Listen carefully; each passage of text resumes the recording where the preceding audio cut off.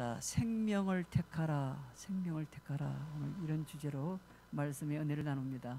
신명기 27장부터 거론되는 거리심산의 축복과 에발산의 저주의 그 모티브는 하나님의 말씀을 간단합니다. 순종하고 청종하면 생명을 얻게 되고 불순종하면 사망을 얻게 될 것이라는 아주 간단한 내용입니다. 가나안을 목전에 두고 있는 이스라엘 백성들에게 하나님께서 가나안 땅을 정복하고 그 안에 속한 모든 것을 이스라엘 백성들에게 고스란히 넘겨주시겠다 약속하셨습니다. 하지만 이렇게 엄청난 가치를 주심에도 하나님께서 원하시는 것은 딱 한 가지였습니다. 그게 오늘 본문에 나옵니다. 신명기 30장 16절 상반절에 이렇게 나옵니다. 내가 오늘 내게 명령하여 내 하나님 여호와를 사랑하고 그 모든 길로 행하며 그의 명령과 규례와 법도를 지키라. 딱 이것 하나입니다. 그래서 순종하면은 복이 되고 불순종하면 저주가 된다. 이 복과 저주는 온전히 이스라엘 백성들이 선택할 수 있는 것이었습니다. 오늘날 하나님의 백성들도 여호수아 당시의 이스라엘 백성들과 똑같은 상황에서 지금 살고 있습니다. 하나님께서 순종할 수 있는 법을 주셨습니다. 그리고 그것을 순종하면 복을 누릴 것이고 불순종하면 저주가 될 것이다. 이건 변함이 없는 진리입니다. 오늘날 세상은 하나님을 섬기지 않고도 살 수 있다는 그런 착각을 하도록 만들고 있는 세상 아닙니까? 아유, 그럼 몇 주 교회 안 나가 보니까 안 나가도 살긴 살더라고. 안 나가면 하나님 확 죽여버리는 줄 알았는데 교회 몇 주 결석해도 괜찮더라고. 여러분, 이런 생각을 저절로 갖도록 만들어지고 있는 게 요즘 코로나 상황 아닙니까? 전처럼 굳이 그렇게 의무감에 사로잡혀서 교회 꼭 나가야 되고 봉사해야 되고 그렇게 하지 않아도 그냥 살 수 있네. 여러분, 그렇다면 가정에서나 자기 일터에서 그렇게 정상적으로 예배를 드리고 잘 지켜집니까? 여러분, 절대 쉽지가 않습니다. 예.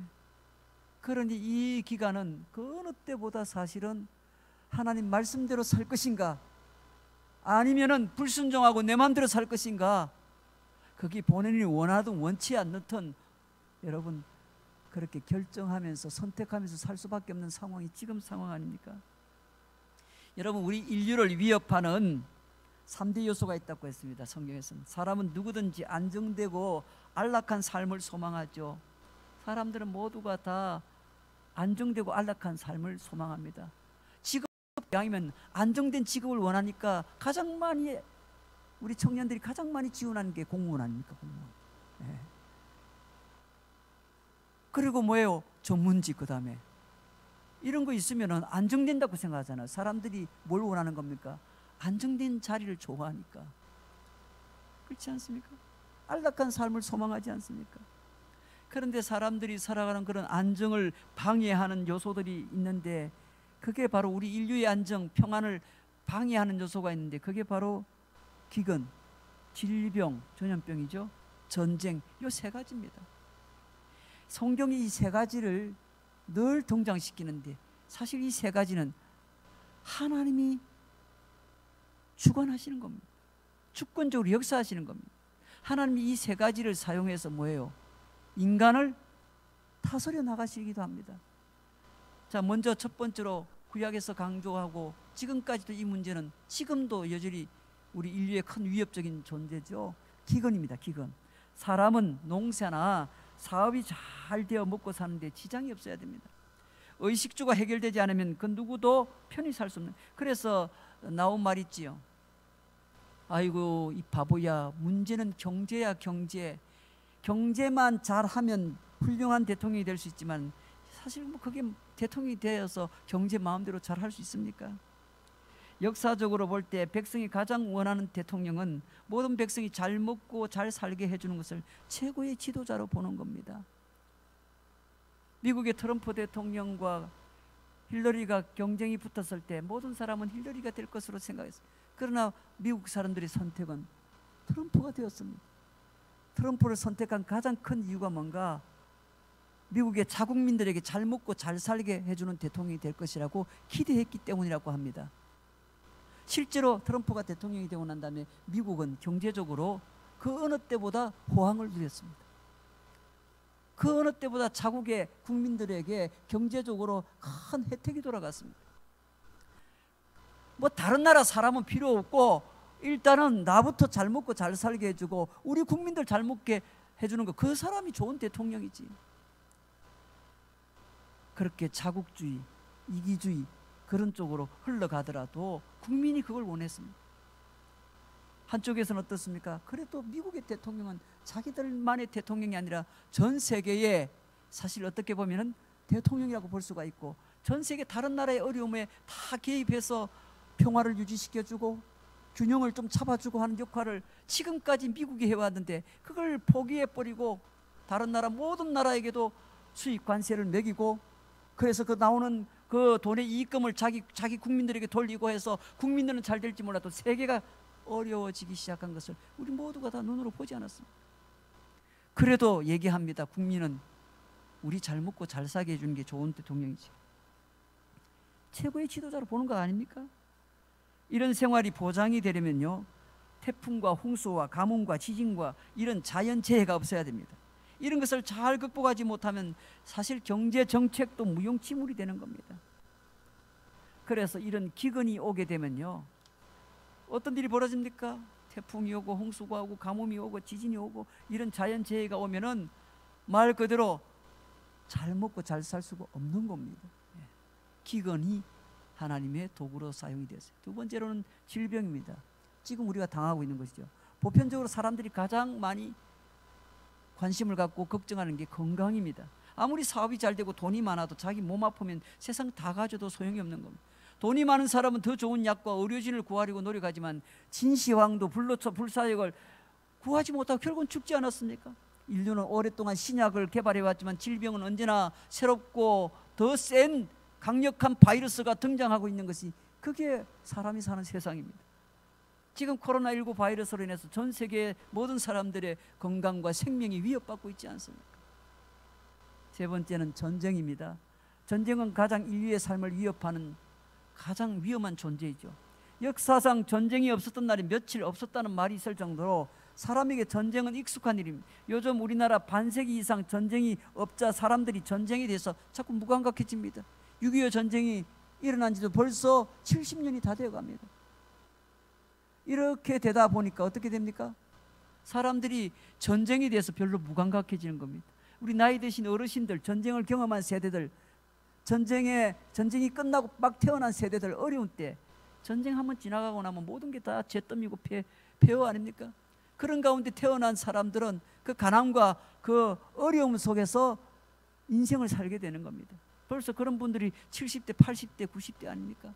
이런 분들은 전쟁이 얼마나 위험하다는 걸 다 기억하고 있지만, 전쟁의 세대가 아닌 지금의 10대, 20대, 30대, 40대 이분들은 전쟁의 후유증도 안 겪었어요.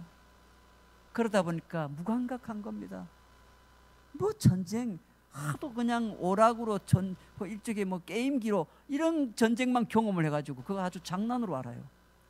그게 얼마나 인류의 위험한 것인지를 잘 깨닫지를 못하죠. 그렇다면 이런 기근과 질병과 전쟁이 왜 일어납니까? 왜 이런 게 일어났죠? 그 원인이 어디 있습니까? 당연히 인간의 죄악으로 말미암아 일어나는 겁니다. 앞서 말한 것처럼 인본주의가 신본주의 위에 군림하려는 인간의 교만함이 자리 잡고 있는 겁니다. 인간의 교만함 때문에 이런 일이 일어나는 겁니다. 자꾸 다른 데 원인 찾으려고 하지 말고 이게 다 우리 죄 때문에 그런 겁니다. 그래서 자연이 파괴되어지고 오염이 되어지고, 그로 인해서 이상기후 현상이 일어나고 끊임없이 지진이 일어나고 홍수와 태풍이 몰려오고, 이런 모든 상황들은 결국은 인간의 죄가 그렇게 만들어 버린 겁니다. 그러므로 오늘 성경에서 말하고 있는 이런 기근과 질병과 전쟁은 하나님의 징계입니다. 가장 중요한 교훈은 첫 번째, 이것은 하나님의 징계라는 겁니다. 사람들이 이거 어떻게 해결하지 하지만은 이런 문제들이 생겨나는 원인이 따로 있다는 겁니다. 사람들은 재수가 없어서 천재지변이 생기고 정치 지도자가 잘못해서 경제가 어렵다고 생각하고 그렇게 생각할지 몰라도, 여러분 그렇지 않습니다. 그건 바람은 보지 못하고 파도만 보는 근시안적인, 회초리를 드는 아버지의 마음은 헤아리지 못하고 회초리를 내다버리는 철부지와 같은 겁니다. 우리가 지금 코로나19로 인해서 충분히 경험하고 있지만 아직도 정신을 못 차리고 있는 것 같습니다. 요즘같이 모든 것이 최첨단을 달리는 이런 환경 속에서도 사람들이 지금 속수무책 당하고 있지 않습니까? 그런데 어떤 사람은 조금만 더 의학이 발달되면 모든 질병을 정복할 수 있을 것이라는 이런 순진한 생각을 하고 있습니다. 그러나 원인을 제거하지 않으면 아무리 해결해도 계속 질병은 발생할 수밖에 없는 겁니다. 성경은 우리에게 기근과 질병과 전쟁의 원인을 분명하게 말씀해 주는데, 결론부터 말하면 이 문제는 인간의 범죄로 말미암아 하나님이 내리시는 징벌이라는 겁니다. 이런 시각을 가져야 해결이 되는 겁니다. 그거야 뭐 종교적으로 영적으로 보는 관점이지, 실제는 뭐 그것보다 더 어려운 것은 뭐 이런 문제 저런 문제, 어떤 사람 탓, 지도자 탓 이렇게 하는데, 근본적인 문제는 그것이 아닙니다. 아담이 범죄하면서부터 자연이 타락하기 시작했는데, 오늘날 사람들은 훨씬 더 많이 부패했고 자연은 심하게 망가졌습니다. 그래 놓고는 하나님이 계시는데 왜 이런 일이 일어나느냐고 말하는 것은, 난폭 운전으로 교통사고가 났는데 자동차 제조사를 원망하는 것과 같습니다. 두 번째로, 이런 기근과 질병과 전쟁에 이 주는 교훈은, 이것은 하나님의 선포라는 겁니다. 하나님의 선포입니다. 기근과 질병과 전쟁이 일어날 때는 우리가 빨리 깨달아야 됩니다. 이것이 하나님의 징벌임을 잘 말해주는 책이 신명기 아닙니까? 신명기는 모세의 설교 3편이 들어있는데요, 그 첫 번째 설교의 주제는 기억하라 그랬고, 두 번째 주제는 순종하라 였습니다. 세 번째 설교의 주제는 축복과 저주입니다. 이 세 번째 설교가 27장, 신명기 27장부터 30장까지 나오는데요, 오늘 우리는 세 번째 설교의 지금 결론을 지금 현재 함께 아까 읽었던 겁니다. 신명기 27장은 요단강을 건너가거든 거리심산과 에발산에서 하나님 앞에 축복과 저주를 선포하고 언약을 세우라는 말씀을 합니다. 28장에 가면은 순종하면 주실 복과 불순종할 때 주실 저주에 대해서 길게 나열합니다. 29장에 가면 전에 하나님이 먹이고 보호했음을 기억하라고 상기시킵니다. 그리고 30장에 가면 복과 저주, 생명과 사망 중에 너희가 생명을 선택하라 그렇게 촉구합니다. 그런데요, 여기서 내용을 보면은 사실은 하나님께서 주시는 복보다 저주를 훨씬 더 길게 자세하게 설명합니다. 27장에서만 해도 저주만 12번 선포하고 28장에서 저주를 아주 길게 말합니다. 이 말은 혹시라도 어리석게 저주받을 선택을 할까봐 절대로 저주받을 삶을 살지 말라 경고하는 겁니다. 그럼에도 불구하고 사람들은 결국 저주를 선택해서 오늘 지금 이처럼 우리가 코로나19라는 재난을 맞이하고 있지 않습니까? 이스라엘 백성들은 물론이고 오늘날 성도들도 여전히 저주와 사망을 지금 선택하고 있는 겁니다. 불순종하는 백성들이 받게 될 저주의 내용을 요약해 보면은, 기근이 임하여 굶주릴 것이고 각종 질병으로 인해서 괴롭힘을 당할 것이고, 특히 전쟁이 일어나 적군에게 죽고 뺏기고 다 사라지게 될 것이라 했습니다.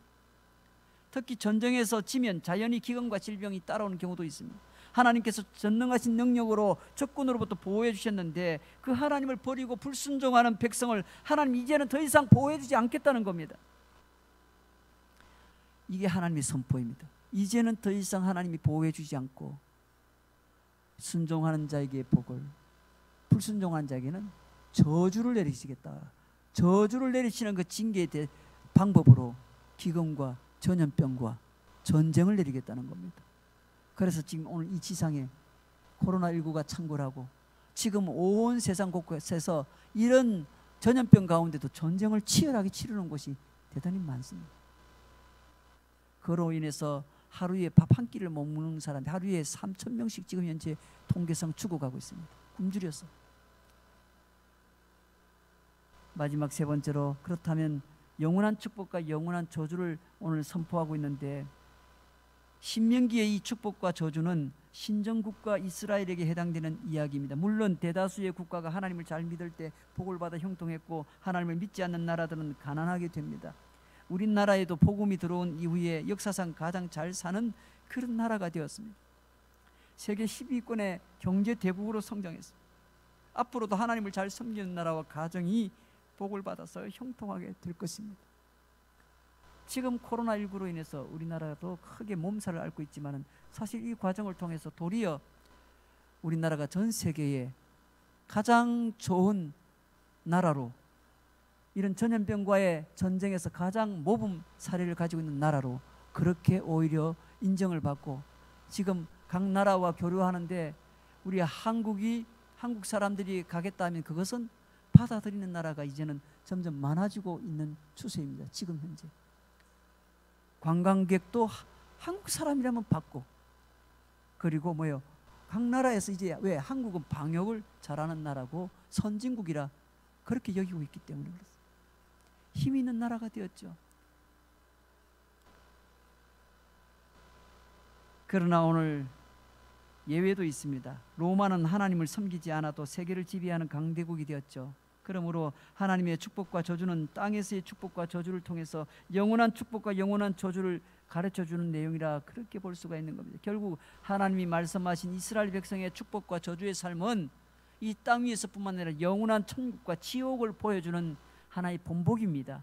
요단강을 건너간 그들의 삶이 결국은 이 땅에서 하나님 나라가 완성될 수 없음을 보여준 겁니다. 하나님의 계획은 영원한 하나님의 나라에 있는 겁니다. 땅의 나라가 아니라 하나님의 나라에 하나님의 계획이 있는 겁니다. 이스라엘이 거부한 복음을 전 세계 모든 백성이 지금 이제는 믿게 되어서 영적인 이스라엘이 되어서 우리 대한민국에서도 한국 교회와 성도들이, 예수 믿는 성도들이 많아져서 이들 또한 영적인 이스라엘 백성이 된 것 아닙니까? 오늘 영광스러운 그 천국에서 하나님이 예비하신 영원한 생명, 그 생명을 누리고 그 복을 누리는 믿음의 사람들 우리 모두가 되기를 주의 이름으로 축원합니다. 앞서 말했듯이 27장과 28장에서 축복보다는 저주를 훨씬 길게 자세히 말했다고 했습니다. 그러나 이것은 저주를 받으라는 의도가 아니라 오히려 그 반대입니다. 저주의 이야기를 많이 했던 이유가 있는 겁니다. 저주받는 삶으로 들어가지 말라는 것입니다. 그럼에도 죄를 선택하고 악의 길로 가는 사람들을 어떻게 할 방법이 없습니다. 신명기 30장에서는 죄악에서 뉘우쳐 돌아오는 자에 대한 은혜를 말씀하고 있습니다. 그렇게 죄악의 길로 가지 말고 저주받지 말라고 했는데 저주의 길로 나아간 사람들은 하나님을 약속대로 저주를 내리기보다 은혜의 하나님께 돌아오기를 간절히 원하고 계시는 겁니다. 지금도 어두운 죄악길에서 목자 없는 양같이 모든 사람들이 길 찾아서 헤매는 겁니다. 찬송가 가사처럼.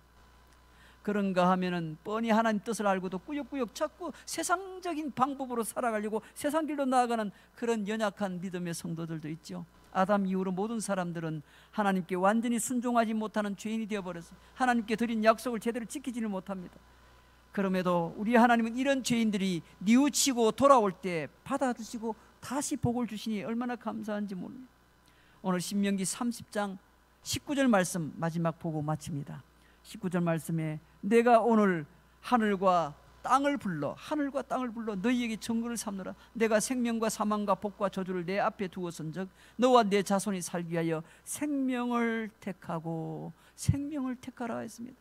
우리 앞에는 생명과 사망의 길인 축복과 저주의 길이 있는데 여러분 저주의 길, 사망의 길로 가지 말고 우리 주님께서 두 팔을 벌리고 제발 지옥길로 가지 말라고 막고 서 계시는데 불순종의 길, 죄악의 길을 버리고 생명의 길을 꼭 선택할 수 있기를 주의 이름으로 축원합니다.